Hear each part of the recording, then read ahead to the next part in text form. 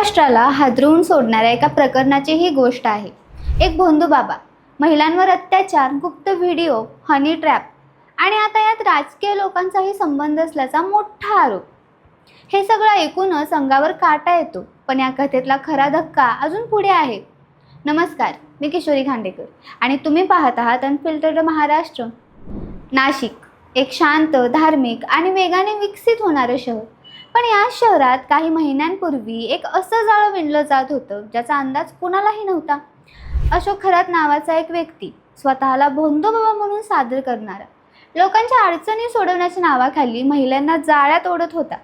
सुरुवातीला तो विश्वास जिंकत होता, नंतर भावनिक नियंत्रण मिळवत होता आणि शेवटी त्यांच्यावर लैंगिक अत्याचार करत होता। पण इथेच कथा संपत नाही, कारण या सर्व कृत्यांचे व्हिडिओ देखील तयार केले जात होते। हे व्हिडिओ फक्त वैयक्तिक विकृतीसाठी नव्हते, तर ते ब्लॅकमेलिंग, दबाव आणि हनी ट्रॅपसाठी वापरले जात होते, अशी गंभीर शक्यता तपासात पुढे आली। या प्रकरणाने राज्यात खळबळ उडाली। जेव्हा काही व्हिडिओ सोशल मीडियावर व्हायरल झाले, लोकांना धक्का बसला, कारण या व्हिडिओमध्ये दिसणाऱ्या घटना अत्यंत घृणास्पद होत्या। अनेक महिलांनी पुढे येत तक्रारी दाखल केल्या आणि मग पोलिसांनी या प्रकरणाची गंभीर दखल घेतली। यानंतर स्थापन करण्यात आली SIT म्हणजे स्पेशल इन्व्हेस्टिगेशन टीम, ज्यांच्यावर या संपूर्ण प्रकरणाचा तपास करण्याची जबाबदारी देण्यात आली। दिवसागणिक नवीन माहिती समोर येऊ लागली आणि प्रत्येक खुलासा मागच्या खुलाशापेक्षा जास्त धक्कादायक ठरत गेला। आणि मग या प्रकरणाला एक वेगळंच वळण मिळालं जेव्हा रोहित पवार यांनी एक मोठा आणि खळबळजनक दावा केला। रोहित पवार यांनी थेट प्रश्न उपस्थित केला, खरातसोबत फक्त सामान्य लोकांचेच नव्हे तर राजकीय लोकांचेही व्हिडिओ आहेत का?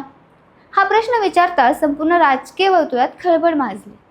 ते पुढे म्हणाले, नाशिकमध्ये 35 हनी ट्रॅप प्रकरणे समोर आली, पण त्यावर काय कारवाई झाली? काही अधिकाऱ्यांवर दबाव आणला गेला का?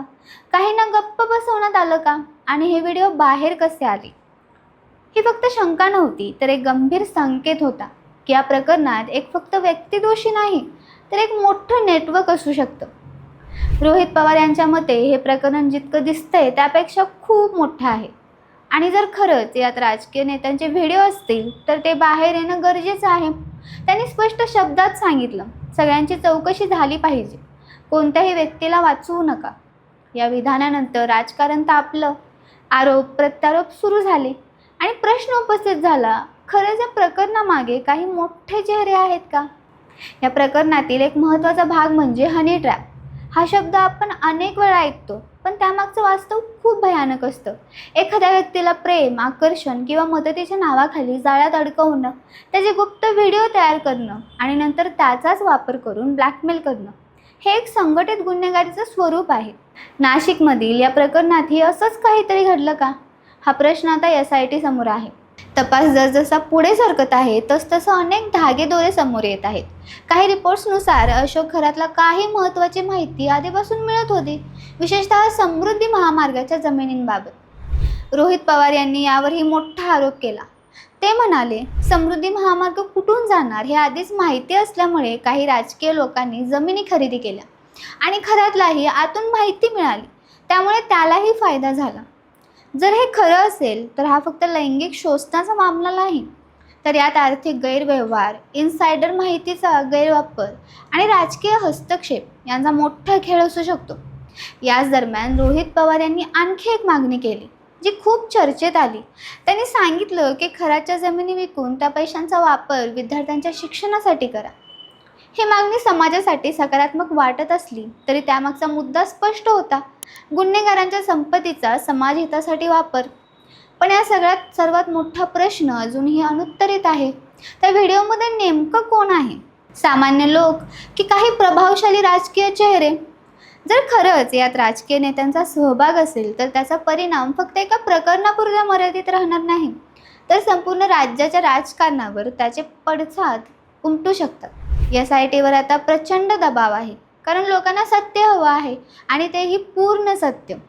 दरम्यान काही चर्चा अशा देखील आहेत की काही लोक SITचा वापर स्वतःला वाचवण्यासाठी करत आहेत, काही पुरावे लपवले जात आहेत आणि काही व्हिडिओ बाहेर येऊ दिले जात नाहीत। जर हे खरं असेल तर ही परिस्थिती आणखी गंभीर बनते, कारण मग प्रश्न फक्त एका गुन्ह्याचा राहत नाही, तर संपूर्ण सिस्टीमवरच प्रश्नचिन्ह उभा राहतं आज प्रत्येक सामान्य नागरिकाच्या मनात एकच प्रश्न आहे, सत्य बाहेर येईल का? या प्रकरणात जे काही घडलं ते अत्यंत भयानक आहे, पण त्याहून भयानक असेल ते म्हणजे सत्य दडपलं गेलं तर. म्हणूनच आज गरज आहे निपक्ष, पारदर्शक आणि कठोर चौकशीची. कोणताही व्यक्ती कितीही मोठा असो, त्याच्यावर कायद्याची कारवाई झालीच पाहिजे. कारण न्याय फक्त मिळाला पाहिजे असं नाही, तर तो दिसायलाही पाहिजे. आणि आता सगळ्यांच्या नजरा SITच्या तपासावर आहेत. या प्रकरणात अजून किती धक्कादायक खुलासे होणार, कोणाकोणाची नावं समोर येणार आणि सर्वात महत्त्वाचं, सत्य कधी आणि कसं समोर येणार. ही कथा इथे संपत नाही, कारण पुढचं प्रकरण असून बाकी आहे आणि कदाचित ते आत्तापर्यंत सर्वात मोठं उघड होऊ शकतं. तुम्हाला जर हा व्हिडिओ आवडला असेल तर चॅनेलला लाईक करा, शेअर करा आणि सबस्क्राईब करायला विसरू नका. धन्यवाद.